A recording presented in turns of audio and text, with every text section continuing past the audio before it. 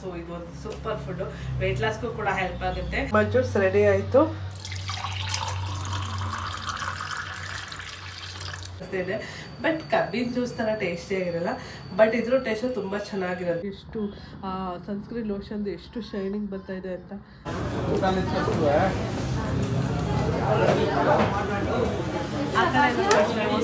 Window fix ಮಾಡಿದಾಗ ಇದು ಮಾಡ್ತಾರಲ್ಲ.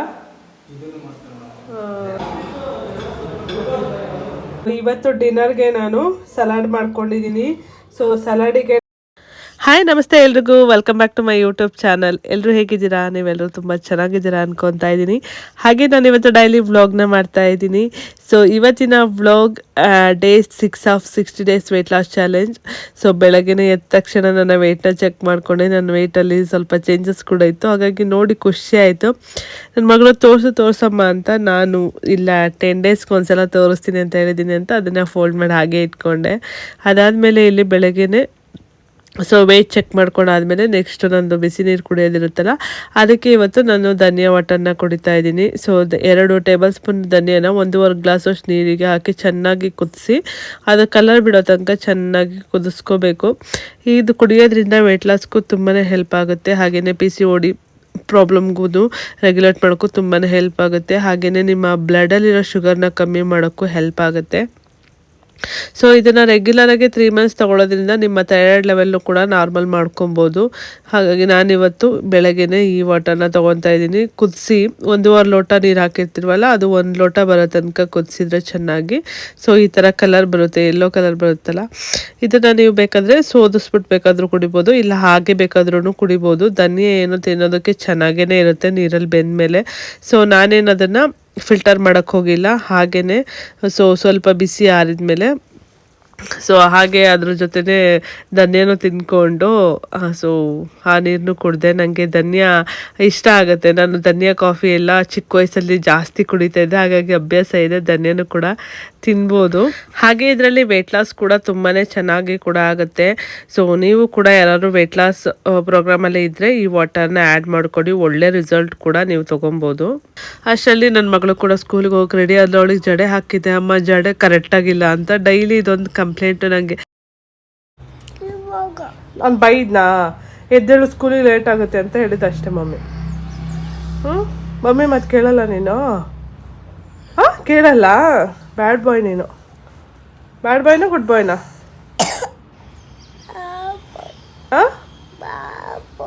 ಬ್ಯಾಡ್ ಬಾಯ್ನಾ? ಬ್ಯಾಡ್ ಬಾಯ್ ಆದರೆ ಯಾರೂ ಇಷ್ಟಪಡಲ್ಲ ನಿನ್ನನ್ನು.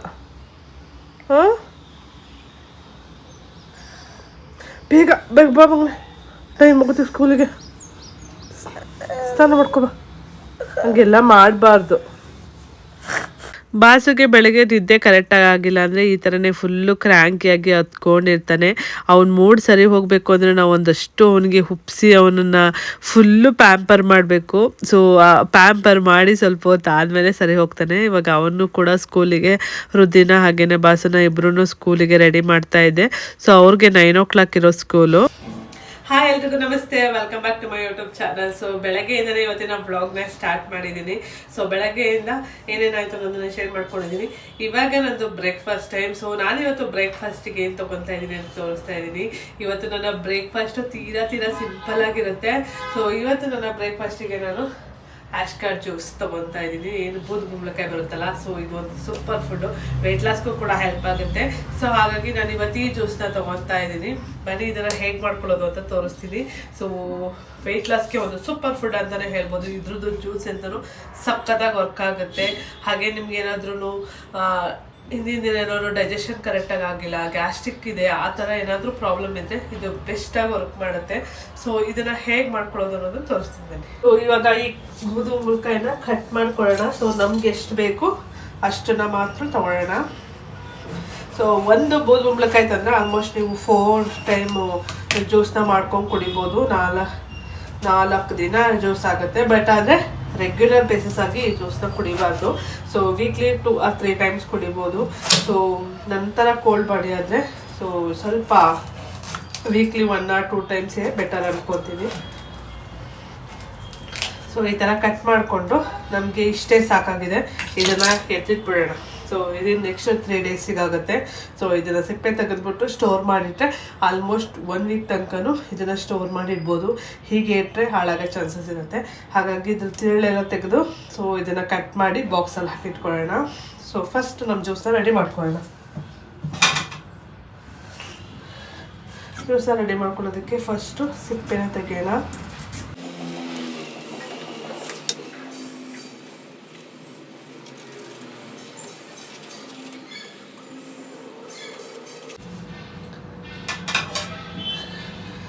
ಚಿಕ್ಕ ಚಿಕ್ಕ ಪೀಸಾಗಿ ಕಟ್ ಮಾಡಿ ಇಟ್ಕೊಳ್ಳೋಣ.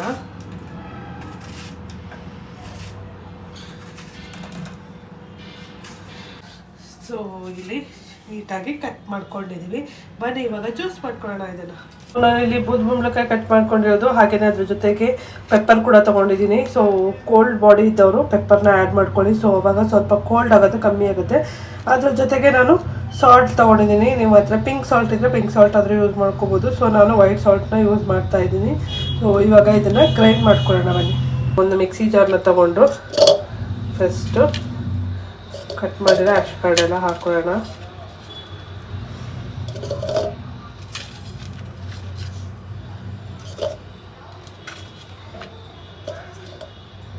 ಅದ್ರ ಜೊತೆಗೆ ಸಾಲ್ಟ್ ಕೂಡ ಹಾಕೊಳ್ಳೋಣ. ಅದ್ರ ಜೊತೆಗೆ ಪೆಪ್ಪರ್. ಇದಕ್ಕೆ ಇವಾಗ ಸ್ವಲ್ಪ ವಾಟರ್ನ ಆ್ಯಡ್ ಮಾಡೋಣ. ಸೊ ಬನ್ನಿ ಇವಾಗ ಗ್ರೈಂಡ್ ಮಾಡ್ಕೊಳ್ಳೋಣ.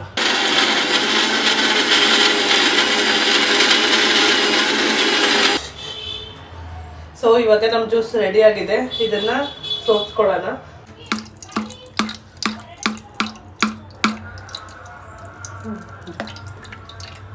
ನಮ್ಮ ಜ್ಯೂಸ್ ರೆಡಿ ಆಯಿತು.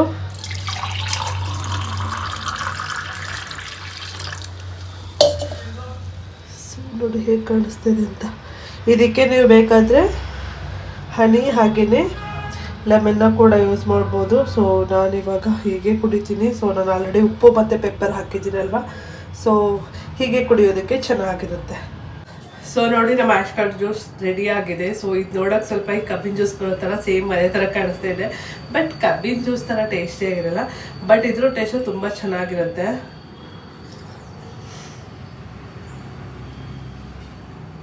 ನಾವು ಉಪ್ಪು ಮತ್ತು ಪೆಪ್ಪರ್ ಹಾಕಿದ್ವಲ್ಲ, ಸೊ ನಿಮ್ಗೆ ಆ್ಯಶ್ ಕಾರ್ಡ್ದು ಅಷ್ಟೊಂದು ಹೆವಿ ಫ್ರೇಗ್ರೆನ್ಸ್ ಅನ್ಸಲ್ಲ. ಎರಡೂ ಬ್ಲೆಂಡ್ ಆಗಿ ಒಳ್ಳೆ ಸೆಟಲ್ ಆಗಿ ಚೆನ್ನಾಗಿರೋ ಅಂದರೆ ಚೆನ್ನಾಗಿರೋ ಟೇಸ್ಟ್ ಬರ್ತಾ ಇದೆ. ಸೊ ಚೆನ್ನಾಗಿದೆ, ಆರಾಮಾಗಿ ಕುಡಿಬೋದು. ನಾನಿವತ್ತು ನನ್ನ ಬ್ರೇಕ್ಫಾಸ್ಟಿಗೆ ನಾನು ಇದನ್ನೇ ತೊಗೊತಾ ಇದ್ದೀನಿ. ಸೊ ನಾವು ನಾನ್ ವೆಜ್ ಎಲ್ಲ ತಿಂದಿದ್ರೆ ಹಿಂದಿನ ದಿನ ನೈಟು ಡೈಜೆಷನ್ ಆಗೋಕ್ಕೆ ಸ್ವಲ್ಪ ಟೈಮ್ ತೊಗೊಳುತ್ತೆ. ಸೊ ಹಾಗಾಗಿ ನೀವು ಬೆಳಗ್ಗೆನೇ ಏನಾದರೂ ಬ್ರೇಕ್ಫಾಸ್ಟ್ ತೊಗೊತೀನಿ ಅಂದರೆ ಈ ಥರ ಲೈಟಾಗಿ ತೊಗೊಳ್ಳಿ. ಸೊ ಡೈಜೆಷನ್ಗೂ ಹೆಲ್ಪ್ ಮಾಡುತ್ತೆ. ಹಾಗೆಯೇ ನಿಮ್ಮ ಬಾಡಿನ ಇಮ್ಯೂನ್ ಸಿಸ್ಟಮ್ನು ತುಂಬ ಚೆನ್ನಾಗಿರೋದಕ್ಕೆ ಇದು ಹೆಲ್ಪ್ ಮಾಡುತ್ತೆ. ಇದರಲ್ಲಿ ವಾಟರ್ ಕಂಟೆಂಟ್ ಜಾಸ್ತಿ ಇರೋದ್ರಿಂದ ನಮ್ಮ ಬಾಡಿನ ಡಿಟಾಕ್ಸಿಫೈ ಮಾಡೋದಕ್ಕೂ ತುಂಬ ಹೆಲ್ಪ್ ಆಗುತ್ತೆ. ಅದ್ರ ಜೊತೆಗೆ ನಮ್ಮ ಸ್ಕಿನ್ ಹೆಲ್ತ್ ಕೂಡ ತುಂಬ ಚೆನ್ನಾಗಾಗುತ್ತೆ. ಸೊ ನಾವು ಅದು ಇದು ಪ್ರಾಡಕ್ಟ್ ಯೂಸ್ ಮಾಡೋದಕ್ಕಿಂತ ನಮ್ಮ ಕಿಚನಲ್ಲಿ ಸಿಗೋ ಕೆಲವೊಂದು ಇಂಗ್ರೀಡಿಯೆಂಟ್ಸ್ನ ಯೂಸ್ ಮಾಡಿದರೆ ಸಾಕು, ಒಳ್ಳೆ ಸ್ಕಿನ್ ಜೊತೆಗೆ ಒಳ್ಳೆ ಹೆಲ್ತನ್ನು ಕೂಡ ನಾವು ರೆಡಿ ಮಾಡ್ಕೋಬೋದು. ಮನೆ ಜ್ಯೂಸ್ನ ಕುಡ್ಬಿಡೋಣ ಫುಲ್.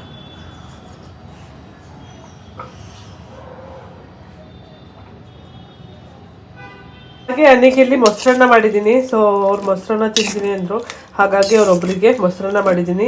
ಮಕ್ಕಳಿಗೆಲ್ಲ ಬ್ರೇಕ್ಫಾಸ್ಟಿಗೆ ನಾನು ಪುಳಿಯೋಗರೆ ಮಾಡಿಕೊಟ್ಟಿದ್ದೆ. ಹಾಗಾಗಿ ಇವರಿಗೆ ಪುಳಿಯೋಗರೆ ಬೇಡ ನನಗೆ ಅಂತ ಹೇಳಿದ್ರು. ಹಾಗಾಗಿ ಅವರಿಗೆ ಮೊಸರನ್ನ ಮಾಡಿದ್ದೀನಿ. ಒಣಮೆಣ್ಸಿನ್ಕಾಯಿ ಹಾಗೆಯೇ ಕರಿಬೇವು. ಸೊ ಸಿಂಪಲಾಗಿ ಮಾಡಿದ್ದೀನಿ, ಯಾವುದೇ ಜಾಸ್ತಿ ಇಂಗ್ರೀಡಿಯೆಂಟ್ಸ್ ಏನೂ ಹಾಕಿಲ್ಲ, ಸಿಂಪಲ್ಲಾಗಿ. ಆದರೆ ಹಾಕಿರೋದನ್ನು ಸ್ವಲ್ಪ ಜಾಸ್ತಿ ಹಾಕಿದ್ದೀನಿ ಅಷ್ಟೇ. ಸೊ ಮೆಣಸಿನ್ಕಾಯಿ ನನಗೆ ಸ್ವಲ್ಪ ಖಾರ ಇರಬೇಕು, ನಾನು ತಿನ್ನಲಿ ಬೇರೆಯವ್ರು ತಿನ್ನಲಿ, ಖಾರ ಸ್ವಲ್ಪ ಮುಂದೆ ಇರಬೇಕು ಅಂತ ಯೋಚನೆ ಮಾಡ್ತೀನಿ. ಹಾಗಾಗಿ ಖಾರಕ್ಕೆ ಒಣಮೆಣ್ಸಿನ್ಕಾಯಿ ಒಂದು 4 ಒಣಮೆಣ್ಸಿನ್ಕಾಯಿ ಹಾಕಿದ್ದೀನಿ ಒಬ್ಬರಿಗೆ. ಹಾಗೆಯೇ ಅವರಿಗೆ ಕಡಲೆಬೇಳೆ ಜಾಸ್ತಿ ಇಷ್ಟ ಆಗುತ್ತೆ ಸಿಕ್ಕಿದ್ರೆ ಮೊಸರನ್ನದಲ್ಲಿ. ಹಾಗಾಗಿ ಕಡಲೆಬೇಳೆ ಸ್ವಲ್ಪ ಜಾಸ್ತಿ ಹಾಕಿದ್ದೀನಿ. ಒಂದು ಸ್ವಲ್ಪ ಜೀರಿಗೆ ಹಾಗೆಯೇ ಸ್ವಲ್ಪ ಸಾಸಿವೆ ಹಾಕಿ ಕೊತ್ತಂಬರಿ ಸೊಪ್ಪು ಹಾಕಿದ್ದೀನಿ ಅಷ್ಟೇ. ಟೇಸ್ಟಿಯಾಗಿರುತ್ತೆ. ಸೊ ಇದನ್ನು ನಾನು ಆ್ಯಕ್ಚುಲಿ ಹೇಳ್ಬೇಕಂದ್ರೆ ಕೈಯಲ್ಲಿ ಕಲಸಿರೋದು, ಆದರೆ ಇವಾಗ ನಿಮಗೆ ತೋರ್ಸೋಕ್ಕೋಸ್ಕರ ಈ ಸ್ಪೂನ್ ಇಟ್ಕೊಂಡು ಇದು ಮಾಡ್ತಾಯಿದ್ದೀನಿ. ಏಕೆಂದರೆ ಮೊಸರನ್ನ ಎಲ್ಲ ಕೈಯಲ್ಲಿ ಕಲಸಿದ್ರೇ ಸೂಪರಾಗಿರುತ್ತೆ. ಸೊ ನನಗೆ ಹಾಕ್ಕೊಡೋಣ. ಅವರು ಸ್ನಾನದಿಂದ ಬಂದು ಸೊ ರೆಡಿ ಆಗ್ತಾ ಇದ್ದಾರೆ. ಒಳ್ಳೆ ಮಸಾಲ ರೆಡಿ ಆಗಿದೆ, ಅವರು ತಿಂದು ರೆಡಿ ಆಗಬೇಕು. ಇವತ್ತು ನಾವು ಮನೆ ಹತ್ರ ಹೋಗ್ತಾ ಇದ್ದೀವಿ. ಸೊ ನಾನು ನಿನ್ನೆ ತಲೆನೋವ್ತಾ ಇತ್ತು ಅಂದ್ಬಿಟ್ಟು ತಲೆಗೆ ಚೆನ್ನಾಗಿ ಎಣ್ಣೆ ಹಾಕ್ಕೊಂಡಿದ್ದೆ. ಹರಳೆಣ್ಣೆ ಮತ್ತು ಕೊಬ್ಬರಿ ಎಣ್ಣೆನ ಎರಡೂ ಕಾಯಿಸ್ಬಿಟ್ಟು ಚೆನ್ನಾಗಿ ಹಾಕ್ಕೊಂಡಿದ್ದೆ. ಸೊ ಎಣ್ಣೆ ಹಾಕ್ಕೊಬಿಟ್ರು ನನ್ನ ಫೇಸೇ ಫುಲ್ಲು ಚೇಂಜಾಗಿ ಕಾಣಿಸುತ್ತೆ, ಒಂಥರ ಕಾಣಿಸುತ್ತೆ.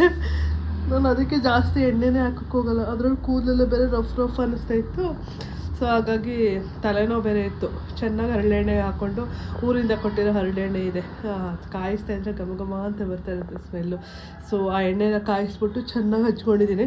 ಸೊ ಇವಾಗ ನಾವು ನಮ್ಮ ಹೊಸ ಮನೆ ಹತ್ರ ಹೋಗ್ತೀವಿ. ಸೊ ಒಂದಷ್ಟು ಇವತ್ತು ಸೆಲೆಕ್ಷನ್ ಇದೆ. ಸೊ ಅದನ್ನೆಲ್ಲ ಮಾಡಿ ಮುಗಿಸ್ಬೇಕು. ಡೋರ್ದು ಫೀಚರ್ಸು, ಏಕೆಂದರೆ ನಾಳೆ ಬಂದು ಡೋರ್ನ ಸೆಟ್ ಮಾಡ್ತಾರೆ. ಅಷ್ಟರೊಳಗೆ ನಾವು ಅಲ್ಲಿ ಹಾಕೋದೆಲ್ಲನೂ ಪರ್ಚೇಸ್ ಮಾಡಬೇಕು. ಹಾಗಾಗಿ ನಾವು ಇವಾಗ ನಮ್ಮ ಹೊಸ ಮನೆ ಹತ್ರ ಹೋಗ್ತೀವಿ. ಸೊ ಇವಾಗ ಫುಲ್ಲು ನಮಗೆ ಸ್ಯಾಟರ್ಡೇ ಸಂಡೇ ಆಗಿರ್ಬೋದು, ವೀಕ್ ಡೇಸಲ್ಲಿ ಸೊ ಕಂಪ್ಲೀಟಾಗಿ ಇದೆ ಸೆಲೆಕ್ಷನ್. ಇದಕ್ಕೇ ನಮ್ಮ ಆಲ್ಮೋಸ್ಟ್ ಅರ್ಧ ಟೈಮ್ ಹೋಗ್ತಾ ಇದೆ.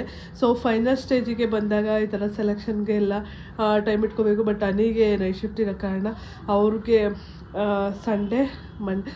ಶನಿವಾರ, ಭಾನುವಾರ ಮತ್ತು ಸೋಮವಾರ ಈ 3 ದಿನ. ಸೋಮವಾರ ಏಕೆಂದರೆ ಭಾನುವಾರ ನಿದ್ದೆ ಮಾಡಿರ್ತಾರಲ್ಲ, ಹಾಗಾಗಿ ಸೋಮವಾರ ಬೇಗ ಎದ್ದು ಇವಾಗ ಸೊ ರೆಡಿಯಾಗಿ ಹೊರಡ್ತೀವಿ. ಆ ಥರ ನಮ್ಮದು ಒಂದು ಸ್ವಲ್ಪ ದಿನದಿಂದ ಹಿಂಗೆ ಇದೆ ನಮ್ಮ ರೊಟೀನು. ಏನೂ ಎಕ್ಸ್ಟ್ರಾ ಮಾಡೋಕ್ಕಾಗ್ತಾಯಿಲ್ಲ.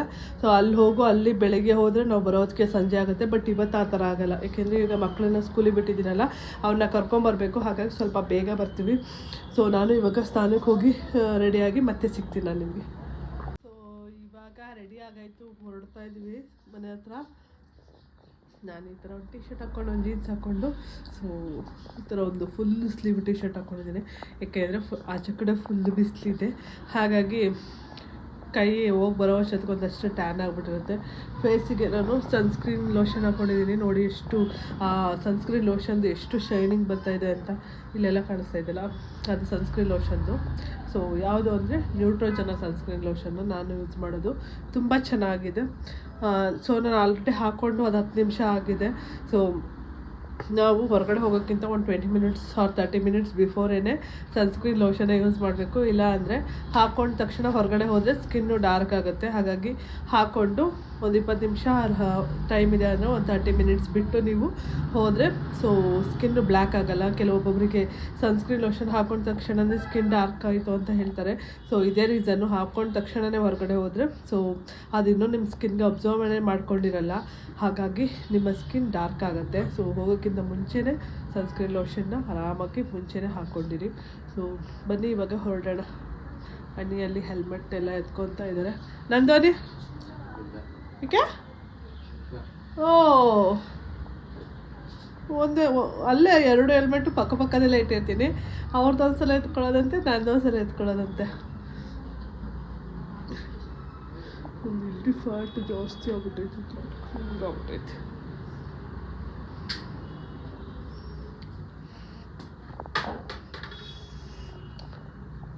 ಸೊ ನಾವು ಮೊದಲು ಡೋರ್ ಫೀಚರ್ಸ್ ಎಲ್ಲ ಸೆಲೆಕ್ಟ್ ಮಾಡೋದಕ್ಕೆ ಅಂತ ವೆಂಕಟೇಶ್ವರ ಹಾರ್ಡ್ವೇರ್ಸ್ ಆ್ಯಂಡ್ ಫ್ಲೇವರ್ಸ್ ಇದೆಯಲ್ಲ, ಇಲ್ಲಿಗೆ ಹೋದ್ವು. ಸೊ ಇಲ್ಲಿ ಹೋಲ್ಸೇಲಲ್ಲಿ ತುಂಬ ಚೆನ್ನಾಗಿರೋ ಕಲೆಕ್ಷನ್ಸ್ ಎಲ್ಲ ಇತ್ತು. 2 ಸಲ ಹೋಗಿ ನೋಡ್ಕೊಂಬಂದಿದ್ರು, ಅವ್ರು ಸೆಲೆಕ್ಟ್ ಮಾಡಿದರು. ಅದಾದಮೇಲೆ ನಾನು ಮೇನ್ ಡೋರ್ ಹ್ಯಾಂಡಲ್ಸ್ ಎಲ್ಲ ಚೇಂಜ್ ಮಾಡಬೇಕು ಅಂದ್ಬಿಟ್ಟು ಮತ್ತೆ ನಾನು ಕರ್ಕೊಂಡೋಗಿ ಎಲ್ಲ ಚೇಂಜ್ ಮಾಡಿದೆ. ಸೊ ಹಾಗೆ ಇವತ್ತು ನಾನು ಒಬ್ಬ ಯೂಟ್ಯೂಬರ್ನೂ ಕೂಡ ಮಾತಾಡಿಸ್ದೆ, ಅಂದರೆ ಮೀಟ್ ಮಾಡಿದೆ. ಅಲ್ಲಿ ಕಾಣಿಸ್ತಾ ಇದ್ದಾರೆ ನಿಮಗೆ, ದೂರದಿಂದ ತೆಗೆದಿದ್ದೆ ನಾನು ವೀಡಿಯೋನ. ದಿ ಬ್ಲಾಗ್ಸ್ ಕನ್ನಡ ಅಂತ ಇದೆ. ಸೊ ಅವ್ರನ್ನೂ ಕೂಡ ಮೀಟ್ ಮಾಡಿದೆ ನಾನು ಇವತ್ತು. ಅವ್ರ ಅಮ್ಮ ಅವರು ಕೂಡ ಸೊ ಡೋರ್ದು ಫ್ಯೂಚರ್ಸ್ನ ಸೆಲೆಕ್ಟ್ ಮಾಡೋದಕ್ಕೆ ಅಂತ ಅವರು ಕೂಡ ಇದೇ ಅಂಗಡಿಗೆ ಬಂದಿದ್ದರು. ಸೊ ಅಲ್ಲಿ ನಾವು ಎಲ್ಲ ಸೆಲೆಕ್ಟ್ ಮಾಡಿ ಸೊ ಬಿಲ್ಲೆಲ್ಲ ಹಾಕಿಸ್ಕೊಂಡು ಫೈನಲ್ ಬಿಲ್ಲೆಲ್ಲ ಬಂದವು. ಏಕೆಂದರೆ ನಾವು ಪೇಮೆಂಟ್ ಎಲ್ಲ ಕಂಪ್ನಿಯವರು ಮಾಡೋದಲ್ಲ. ಸೊ ಹಾಗಾಗಿ ಅವರು ಕೊಟೇಶನ್ ಎಲ್ಲ ತೊಗೊಂಡು ಸೊ ಕಂಪ್ನಿಗೆ ಕಡೆಯಿಂದ ಪೇಮೆಂಟ್ ಮಾಡಿಸ್ತೀವಿ ಅಂತ ಹೇಳ್ಬಿಟ್ಟು ಬಂದರು. ಅದಾದಮೇಲೆ ನಾವು ಸೈಟ್ ಹತ್ರ ಬಂದವು.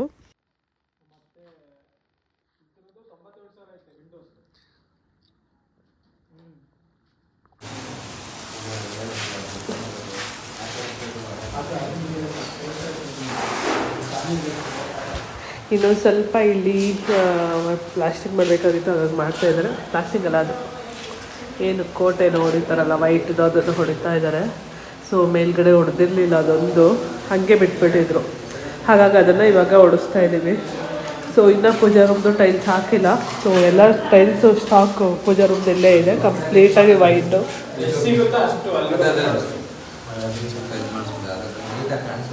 ಚೆನ್ನಾಗಿ ಕಾಣಿಸುತ್ತೆ ನೋಡಿ, ಅದೊಂದು ಮಾಡಿಸ್ಕೊಟ್ಬಿಡಿ ಅಷ್ಟೇ. ನಮ್ಮ ಸೈಟ್ ಇದೇನು ಮಾಡಿಸ್ಕೊಡ್ತಾರೆ.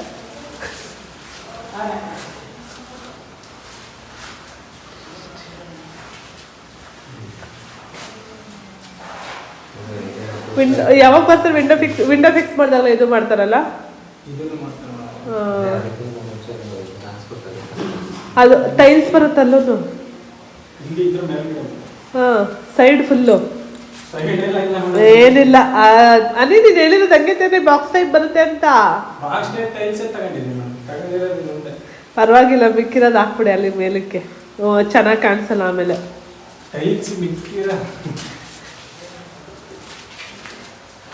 ಏನೇ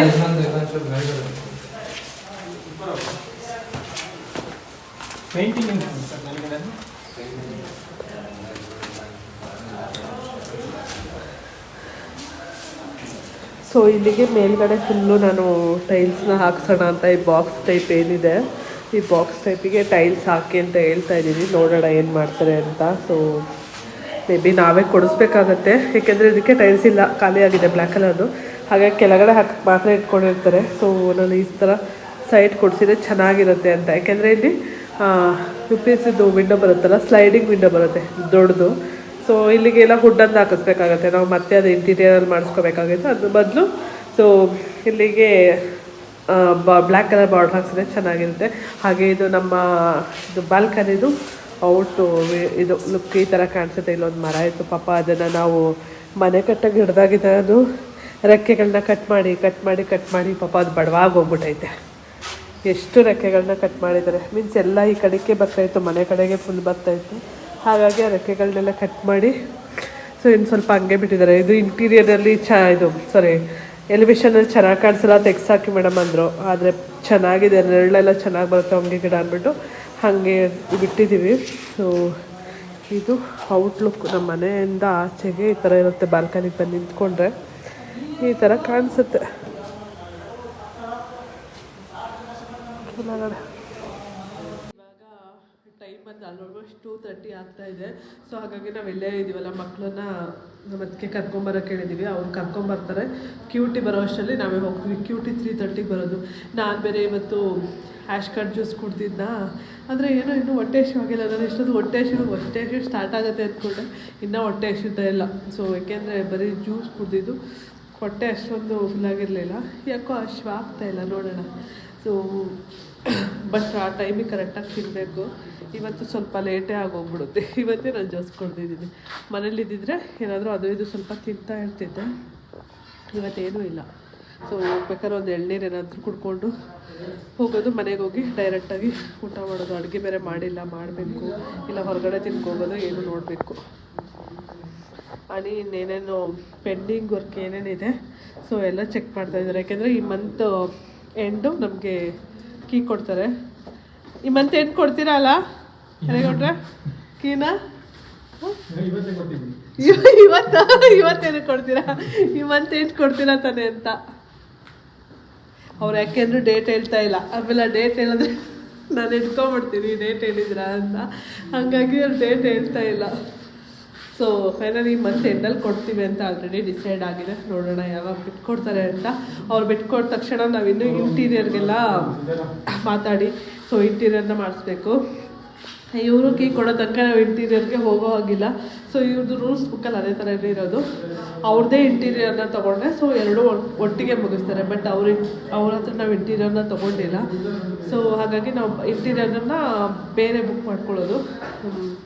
ಹಾಗಾಗಿ ಅವ್ರು ಕೀ ಕೊಟ್ಟ ಮೇಲೆ ನಾವು ಇಂಟೀರಿಯರ್ಗೆ ಹೋಗಿ ನೋಡಬೇಕು, ಇಂಟೀರಿಯರ್ನ ಕಲಿಸ್ಬೇಕು ಮಾಡೋದಕ್ಕೆ. ಸೊ ಇವಾಗ ಮನೆ ಹತ್ರದಿಂದ ಬಂದವು. ಸೊ ಹೊತ್ತು ಇವಾಗ ಹೆವಿ ಹೊಟ್ಟೆ ಹಸಿವಾಗಿ ಸ್ಟಾರ್ಟ್ ಆಗ್ತೈತೆ. ಮನೇಲಿ ಬೇರೆ ನಾನು ಬರೀ ಬೆಳಗ್ಗೆ ಏನೋ ಮೊಸರನ್ನ ಮಾಡಿದ್ದೆಲ್ಲ, ಅದ್ರ ಸ್ವಲ್ಪ ರೈಸ್ ಇತ್ತು.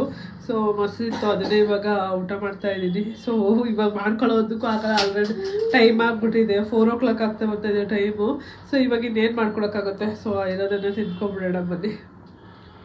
ಮೊಸರನ್ನ ಜೊತೆಗೆ ಸ್ವಲ್ಪ ಸೌತೆಕಾಯಿನ ತೊಗೊಂಡಿದ್ದೀವಿ. ಹೊಟ್ಟೆ ಜಾಸ್ತಿ ಹಸಿವಾಗ್ತೈತೆ. ಇವಾಗ ಅರ್ಜೆಂಟಿಗೆ ಇಷ್ಟೇ. ಮತ್ತು ಇವಾಗ ನಾನು ಮಾಡ್ಕೊಳಕ್ಕೆ ಹೋಗ್ತೀನಿ ಏನಾದರೂ ಅಂದರೂ ಸ್ವಲ್ಪ ಟೈಮ್ ಆಗುತ್ತೆ. ಹಾಗಾಗಿ ಇವಾಗ ಇದನ್ನು ತಿಂದ್ಕೊಂಡು ಸಂಜೆಗೆ ಸ್ವಲ್ಪ ಬ್ಯಾಲೆನ್ಸ್ ಮಾಡ್ಕೊಳ್ಳೋಣ. ಸೊ ಇವತ್ತಿನ ಲಂಚ್ ಇಷ್ಟೇ. ಸಮ್ ಟೈಮಿಗೆ ಆಗುತ್ತೆ, ಟೈಮ್ ಇಲ್ಲದೆ ಇದ್ದಾಗ. ಇವಾಗಿಂತೂ ಅಲ್ಲಿ ಹೋಗಿಲ್ಲ ಅಂದರೆ ಏನಾದ್ರು ಮಾಡ್ತಾಯಿದ್ದು. ಬೆಳಗ್ಗೆನೂ ನಾನು ಪ್ಲ್ಯಾನ್ ಮಾಡಿ ಮಾಡ್ಕೊಂಡಿಲ್ಲ, ಹಾಗಾಗಿ ಇವತ್ತಿಂದಿಷ್ಟೇ.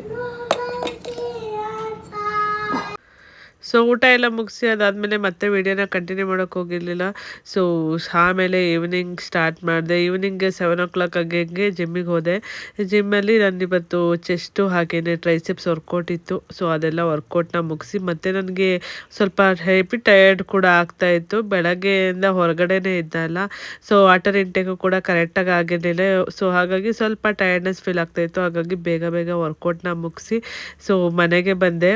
ಸೊ ಸಮ್ ಟೈಮ್ ಹಿಂಗಾಗುತ್ತೆ. ಇವತ್ತು ಡಿನ್ನರ್ಗೆ ನಾನು ಸಲಾಡ್ ಮಾಡ್ಕೊಂಡಿದ್ದೀನಿ. ಸೊ ಸಲಾಡಿಗೆ ನಾನು ಇಲ್ಲಿ ಕ್ಯಾರೆಟು, ಬೀನ್ಸು, ಹಾಗೇನೆ ಲೆಟ್ಯೂಸು, ಸೊ ಬ್ರೋಕ್ಲಿ, ಹಾಗೆ ಪನ್ನೀರ್. ಸೊ ಪನ್ನೀರ್ ಸಲಾಡ್ನ ಮಾಡ್ಕೊಂಡಿದ್ದೀನಿ. ಪ್ರೋಟೀನ್ ಬೆಳಗ್ಗೆ ಏನೋ ಇರಲಿಲ್ವಲ್ಲ, ಹಾಗಾಗಿ ಇವಾಗ ಸ್ವಲ್ಪ ಜಾಸ್ತಿ ಪನ್ನೀರ್ನ ಹಾಕ್ಕೊಂಡು ಸೊ ಸಲಾಡ್ನ ರೆಡಿ ಮಾಡ್ಕೊಂಡಿದ್ದೀನಿ. ಸೊ ಇದಾಗಿತ್ತು ಇವತ್ತಿನ ದಿನದ ಲಾಸ್ಟ್ ಮೀಲು, ಡಿನ್ನರ್. ಸೊ ಇವಾಗ ಊಟ ಎಲ್ಲ ಮುಗೀತು. ಸ್ವಲ್ಪ ಹೊತ್ತು ಟಿ ವಿ ನೋಡೋಣ ಅಂದ್ಕೊಂಡಿದ್ದೆ. ಒಂದು 5-10 ನಿಮಿಷ ನೋಡಿಬಿಟ್ಟು ಸೊ ಮಲ್ಕೊತೀನಿ. ಆಲ್ರೆಡಿ ಟೈಮ್ ಕೂಡ ಆಗಿದೆ. ಸೊ ಇದಾಗಿತ್ತು ಇವತ್ತಿನ ವಿಡಿಯೋ ನಿಮ್ಮೆಲ್ಲರಿಗೂ ಇಷ್ಟ ಆಗಿದೆ ಅನ್ಕೋತೀನಿ. ಹಾಗೆ ಇವತ್ತಿನ ಡೇ ಅಂತೂ ಸೂಪರ್ ಆಗಿತ್ತು. ಸೊ ಹಾಗೆ ಇವತ್ತು ಒಂದು ಯೂಟ್ಯೂಬರ್ ಕೂಡ ಮೀಟ್ ಮಾಡಿದೆ. ಸೊ ಅವರನ್ನು ಮೀಟ್ ಮಾಡಿ ಮಾತಾಡ್ಸಿದ್ಮೇಲೆ ನಂಗೆ ತುಂಬಾ ಖುಷಿ ಆಯಿತು. ಸೊ ನಾನು ಒಬ್ಬ ಯೂಟ್ಯೂಬರ್ ಅಂತ ಗೊತ್ತಿಲ್ಲ, ಜನರಲಾಗಿ ಹೋಗೋವ್ರನ್ನ ಮಾತಾಡಿಸ್ದೆ. ಏಕೆಂದರೆ ನಾನು ಇನ್ಸ್ಟಾಗ್ರಾಮಲ್ಲಿ ಹಾಗೆ ಯೂಟ್ಯೂಬಲ್ಲಿ ಕೂಡ ನೋಡ್ತಾ ಇದ್ದೆ. ಸೊ ನೋಡಿದ ತಕ್ಷಣವೇ ಗೊತ್ತಾಯ್ತು ಅವರೇ ಅಂತ. ಹೋಗಿ ಮಾತಾಡಿಸ್ದೆ. ದಿ ಬ್ಲಾಗ್ಸ್ ಕನ್ನಡ ಅಂತ ಇದೆ. ಸೊ ಅವ್ರನ್ನ ಹೋಗಿ ಮಾತಾಡಿಸ್ದೆ. ತುಂಬಾ ಖುಷಿ ಆಯಿತು, ಚೆನ್ನಾಗಿ ಮಾತಾಡಿದ್ರು. ಅದಾಗ್ತಿದಂಗೆ ಮನೆ ಹತ್ರ ಎಲ್ಲ ಹೋಗಿ ನಾವು ಬಂದ್ವು. ನಾವು ಐಟಮ್ ತೊಗೊಳಕ್ಕೆ ಹೋಗಿದ್ದ ಜಾಗದಲ್ಲೇ ಅವರು ಕೂಡ ಬಂದಿದ್ರು. ಅವರು ಕೂಡ ಕನ್ಸ್ಟ್ರಕ್ಷನ್ ಮಾಡ್ತಾ ಇದ್ದಾರಂತೆ. ಸೊ ಅವ್ರ ಮನೆಗೆ ಐಟಮ್ ತೊಗೊಳಕ್ಕೆ ಅಂತ ಬಂದಿದ್ರು. ಸೊ ಚೆನ್ನಾಗಿ ಮಾತಾಡಿದ್ರು. ಸೊ ಇದಾಗಿತ್ತು ಇವತ್ತಿನ ವಿಡಿಯೋ ಇಷ್ಟ ಆದರೆ ಲೈಕ್ ಮಾಡೋದನ್ನು ಮರಿಬೇಡಿ. ಹಾಗೆ ನಿಮ್ಮ ಫ್ರೆಂಡ್ಸ್ ಆ್ಯಂಡ್ ಫ್ಯಾಮಿಲಿ ಜೊತೆ ಕೂಡ ಈ ವಿಡಿಯೋನ ಶೇರ್ ಮಾಡ್ಕೊಳ್ಳಿ. ನಾಳೆ ಹೊಸ ಬ್ಲಾಗ್ ಜೊತೆ ಸಿಗ್ತೀನಿ. ಅಲ್ಲಿವರೆಗೂ bye. Thank you for watching. Lots of love. Bye.